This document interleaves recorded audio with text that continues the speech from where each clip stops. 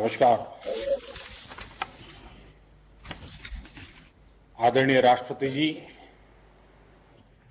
मंत्रिमंडल के मेरे सहयोगी रमेश पोखरियाल जी, संजय धोत्रे जी, इस सम्मेलन में भाग ले रहे सभी माननीय राज्यपाल, उपराज्यपाल सहित राज्यों के शिक्षा मंत्री, राष्ट्रीय शिक्षा नीति को आकार देने में मुख्य भूमिका निभाने वाले डॉक्टर कस्तूरीरंगन जी और उनकी टीम, अलग अलग विश्वविद्यालय के कुलपति, शिक्षाविद, देवियों और सज्जनों,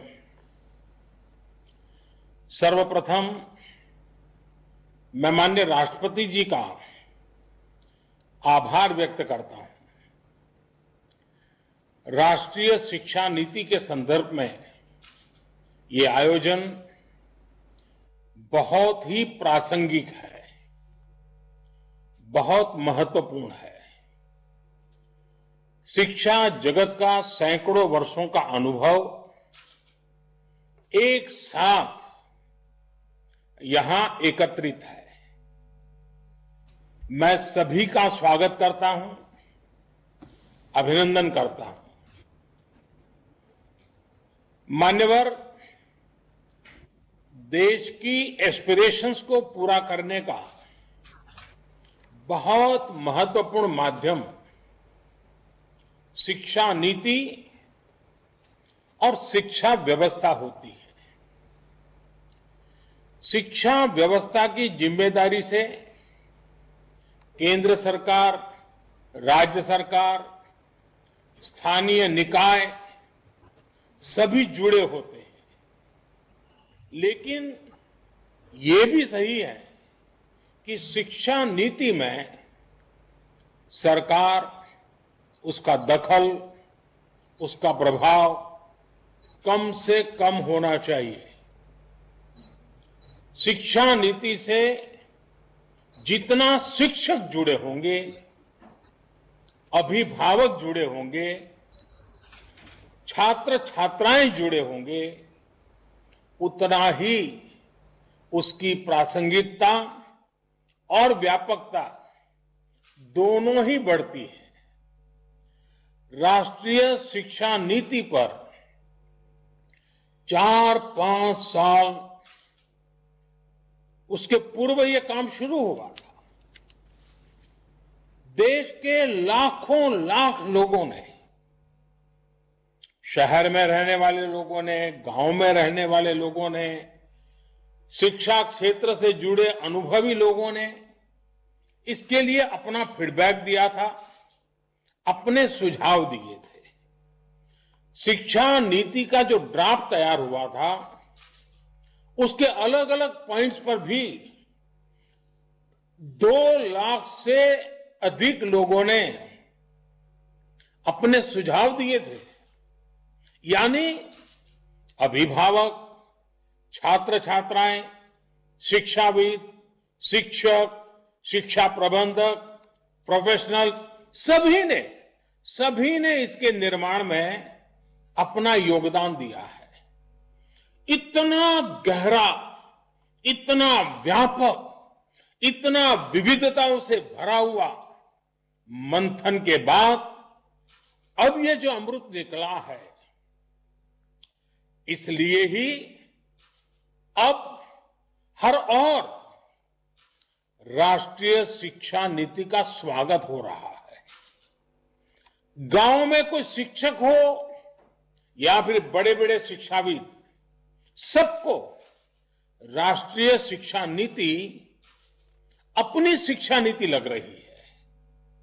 सभी के मन में एक भावना है कि पहले की शिक्षा नीति में यही सुधार तो मैं होते हुए देखना चाहता था।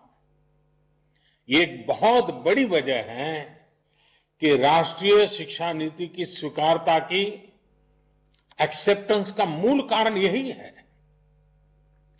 शिक्षा नीति क्या हो, कैसी हो, उसका स्वरूप क्या हो, ये तय करने के बाद अब देश एक स्टेप और आगे बढ़ा है। अब पूरे देश में राष्ट्रीय शिक्षा नीति को लेकर, उसके इम्प्लीमेंटेशन को लेकर व्यापक विचार विमर्श हो रहा है, संवाद हो रहा है।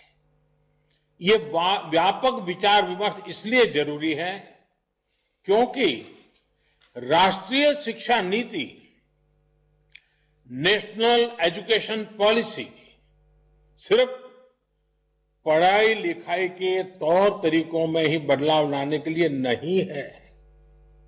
ये पॉलिसी 21वीं सदी के भारत के सामाजिक और आर्थिक जीवन को नई दिशा देने वाली है। ये पॉलिसी आत्मनिर्भर भारत के संकल्प और सामर्थ्य को आकार देने वाली है। जाहिर है, इस बड़े संकल्प के लिए हमारी तैयारियां, हमारी जागरूकता भी उतनी ही बड़ी होनी चाहिए। आप में से अधिकांश महानुभाव राष्ट्रीय शिक्षा नीति की बारीकियों का अध्ययन कर चुके हैं, लेकिन इतने बड़े रिफॉर्म्स की बारीकियां, उसके लक्ष्य पर निरंतर बात करना अभी उतना ही आवश्यक है। सारे संदेहों और सवालों को सुलझाते हुए ही देश राष्ट्रीय शिक्षा नीति को सफलतापूर्वक लागू कर पाएगा। मान्यवर, आज दुनिया भविष्य में तेजी से बदलते जॉब्स, नेचर ऑफ वर्क को लेकर व्यापक रूप से चर्चा कर रही है। ये पॉलिसी देश के युवाओं को भविष्य की आवश्यकताओं के मुताबिक नॉलेज और स्किल्स दोनों मोर्चों पर तैयार करेगी। नई शिक्षा नीति स्टडी के बजाय लर्निंग पर फोकस करती है और करिकुलम से और आगे बढ़कर क्रिटिकल थिंकिंग पर जोर देती है। इस पॉलिसी में प्रोसेस से ज्यादा पैशन, प्रैक्टिकलिटी और परफॉर्मेंस पर बल दिया गया है। इसमें फाउंडेशनल लर्निंग और लैंग्वेजेज पर भी फोकस है। इसमें लर्निंग आउटकम्स और टीचर ट्रेनिंग पर भी फोकस है। इसमें एक्सेस और असेसमेंट को लेकर भी व्यापक रिफॉर्म्स किए गए हैं। इसमें हर स्टूडेंट को एम्पावर करने का रास्ता दिखाया गया है। एक तरह से देखें तो ये वन साइज फिट्स ऑल की अप्रोच से हमारी शिक्षा व्यवस्था को बाहर निकालने का एक मजबूत प्रयास है। और आप सभी जो दिग्गज भी ये महसूस करते हैं कि ये प्रयास असामान्य है, सामान्य नहीं है। बीते दशकों से हमारे एजुकेशन सिस्टम में जो भी कमियां हमें दिखती थी, जो भी समस्याएं हमको लगती थी, उनको दूर करने के लिए विस्तार से इस पॉलिसी में चर्चा की गई है। अब जैसे लंबे समय से ये बातें उठती रही हैं कि हमारे बच्चे बैग और बोर्ड एग्जाम के बोझ तले, परिवार और समाज के दबाव तले दिनों दिन दबे जा रहे हैं। इस पॉलिसी में इस समस्या को प्रभावी तरीके से एड्रेस किया गया है। हमारे यहां तो कहा भी जाता है कि सा विद्याया विमुक्तये, यानी नॉलेज वही है जो हमारे माइंड को लिबरेट करे।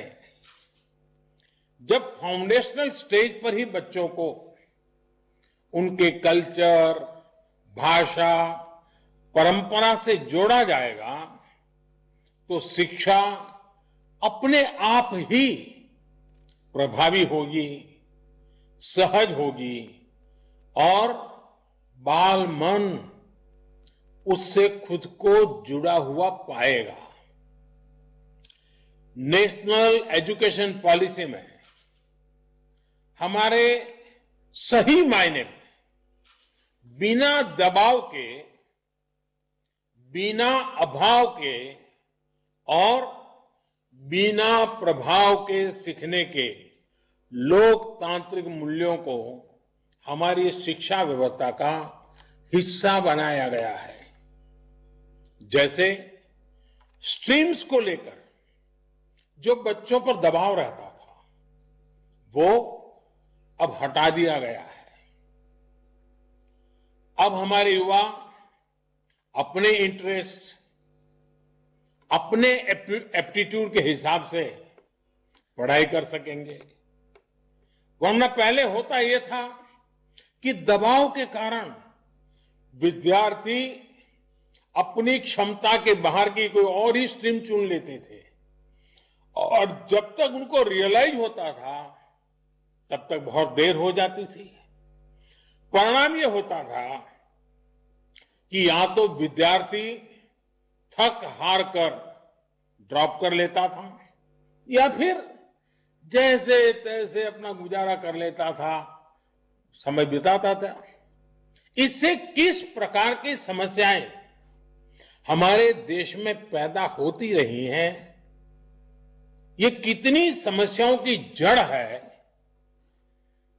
मैं समझता हूं मुझसे ज्यादा आप लोग जानते हैं, भली बात जानते हैं। राष्ट्रीय शिक्षा नीति में ऐसी समस्याओं का समाधान तो है ही। एकेडमिक बैंक ऑफ क्रेडिट से भी छात्रों को बहुत लाभ होगा। मान्यवर, आत्मनिर्भर भारत बनाने के लिए युवाओं का स्किलफुल होना बहुत ही जरूरी है। छोटी उम्र से ही वोकेशनल एक्सपोजर मिलने से हमारा यूथ भविष्य के लिए बेहतर तरीके से तैयार होगा। प्रैक्टिकल लर्निंग से हमारे युवा साथियों की एम्प्लॉयबिलिटी देश में तो बढ़ेगी ही, ग्लोबल जॉब मार्केट में भी हमारी हिस्सेदारी ज्यादा होगी। हमारे यहां कहा गया है, आनो भद्राः क्रतवो यंतु विश्वतः, यानी अच्छे विचार जिस दिशा से भी आए उनको ग्रहण करना चाहिए। भारत तो प्राचीन काल से नॉलेज का एक ग्लोबल सेंटर रहा है। 21वीं सदी में भी भारत को हम एक नॉलेज इकोनॉमी बनाने के लिए प्रयासरत है। नई शिक्षा नीति इस संकल्प को सिद्ध करने की दिशा में बड़ा कदम है। नई राष्ट्रीय शिक्षा नीति ने ब्रेन ड्रेन को टैकल करने के लिए और सामान्य से सामान्य परिवारों के युवाओं के लिए भी बेस्ट इंटरनेशनल इंस्टीट्यूशन के कैंपस भारत में स्थापित करने का रास्ता खोला है। जब देश में ही अंतर्राष्ट्रीय स्तर के टॉप कैंपस आएंगे तो पढ़ाई के लिए बाहर जाने की प्रवृत्ति भी कम होगी और हमारे अपने यूनिवर्सिटीज, कॉलेज भी ज्यादा कॉम्पिटिटिव हो पाएंगे। इसका एक और पहलू ऑनलाइन एजुकेशन भी है, जिससे पढ़ाई लिखाई के लिए लोकल हो या इंटरनेशनल, हर प्रकार की सीमाएं समाप्त हो जाती हैं। मानिए, जब किसी भी सिस्टम में इतने व्यापक बदलाव होते हैं, जब एक नई व्यवस्था बनाने की तरफ हम बढ़ते हैं, तो कुछ शंकाएं, आशंकाएं स्वाभाविक ही है। माता पिता को लगता होगा कि अगर इतनी आजादी बच्चों को मिलेगी, अगर स्ट्रीम खत्म हो जाएगी, तो आगे कॉलेज में उनको दाखिला कैसे मिलेगा, उनके बच्चों को कैरियर का क्या होगा। प्रोफेसर्स, टीचर्स के मन में सवाल होंगे कि वो खुद को इस बदलाव के लिए तैयार कैसे कर पाएंगे, इस प्रकार का पाठ्यक्रम कैसे मैनेज हो पाएगा। आप सभी के पास भी अनेक सवाल होंगे जिन पर आप चर्चा भी कर रहे हैं। ये सवाल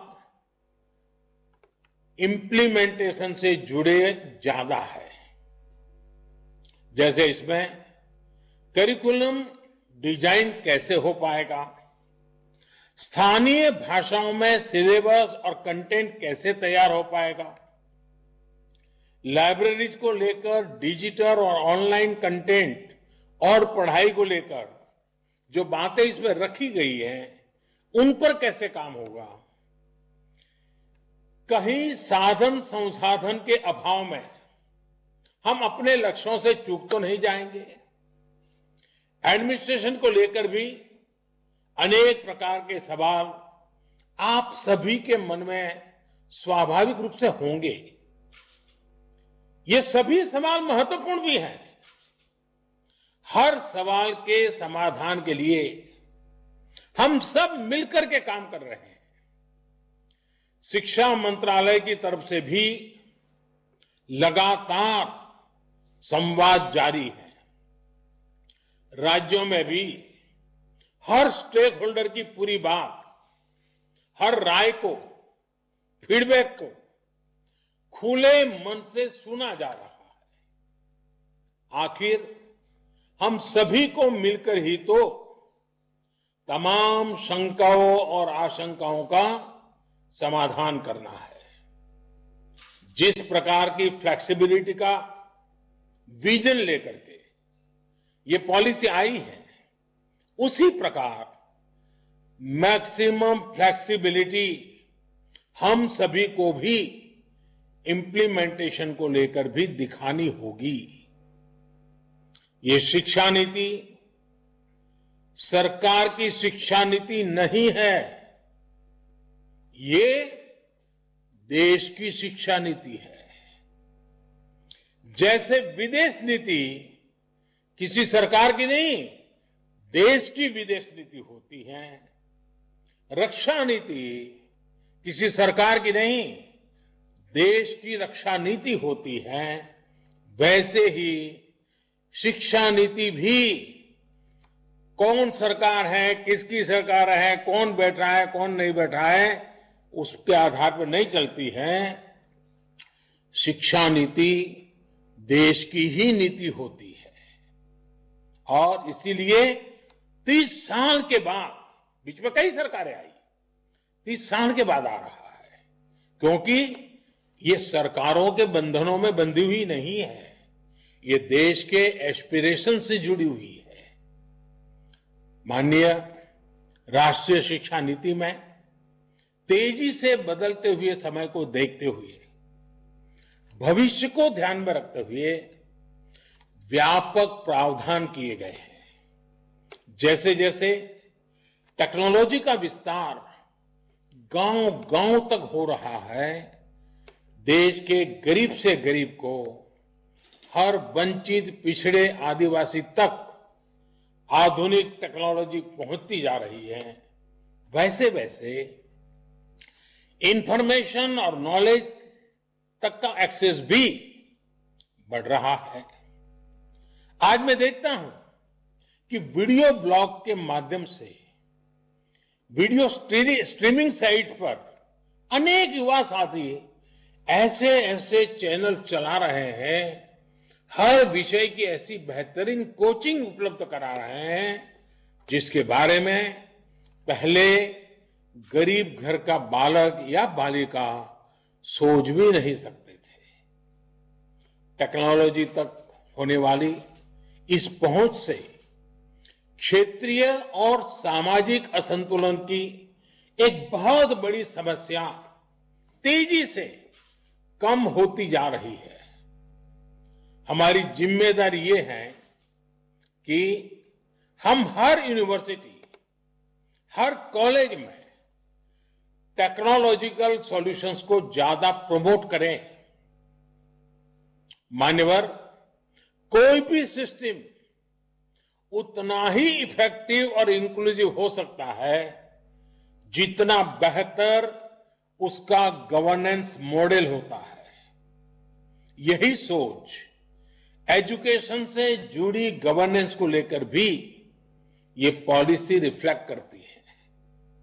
कोशिश ये की जा रही है कि हायर एजुकेशन के हर पहलू, चाहे एकेडमिक हो, टेक्निकल हो, वोकेशनल हो, हर प्रकार की शिक्षा को साइलो से बाहर निकाला जाए। एडमिनिस्ट्रेटिव लेयर्स को कम से कम रखा जाए, उनमें अधिक समन्वय हो। ये प्रयास भी पॉलिसी के माध्यम से किया गया है।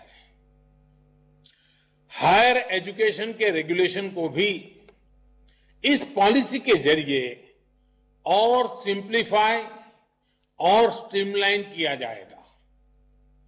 ग्रेडेड ऑटोनॉमी के कंसेप्ट के पीछे भी कोशिश यही है कि हर कॉलेज, हर यूनिवर्सिटी के बीच हेल्दी कंपटीशन को एनकरेज किया जाए और जो संस्थान बेहतर परफॉर्म करते हैं उनको रिवॉर्ड किया जाए। अब हम सभी का ये सामूहिक दायित्व है कि नेशनल एजुकेशन पॉलिसी 2020 NEP 2020 की इस भावना को हम लेटर एंड स्पिरिट से लागू कर सकें। मेरा आप सभी से विशेष आग्रह है कि 25 सितंबर से पहले अपने राज्यों, केंद्र शासित प्रदेशों की यूनिवर्सिटीज में ज्यादा से ज्यादा इस प्रकार के वर्चुअल कॉन्फ्रेंस आयोजित किए जाएं। प्रयास यही है कि नेशनल एजुकेशन पॉलिसी को लेकर समझ निरंतर हम समझते चलें, हमारी समझ बेहतर हो सके, इसके लिए प्रयास हो। एक बार फिर आप सभी को अपना समय निकालने के लिए मैं बहुत बहुत आभार व्यक्त करता हूं। मैं आदरणीय राष्ट्रपति जी का पुनः आभार व्यक्त करता हूं। आप सबको बहुत बहुत शुभकामनाएं। धन्यवाद। आदरणीय प्रधानमंत्री जी, आपके अत्यंत भावपूर्ण प्रेरणादायी